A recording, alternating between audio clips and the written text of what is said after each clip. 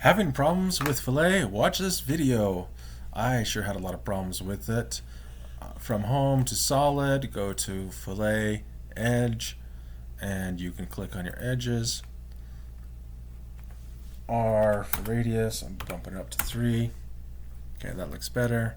I want to do this edge. It gives you a little preview of what's going on.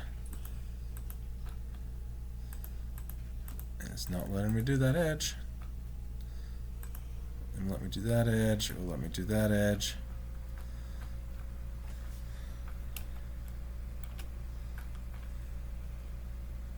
There we go. Change the angle a little bit.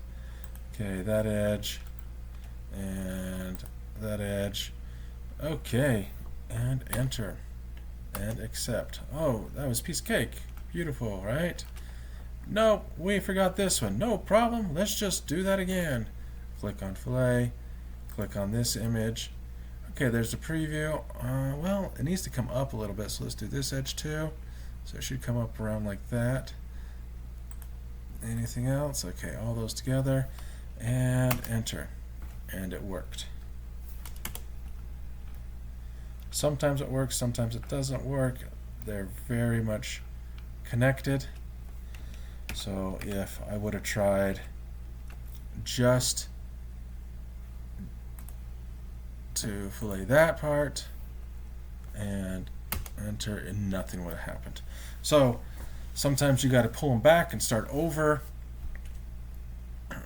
To do that, you can do solid edit and choose faces and delete, and you can delete some of these faces.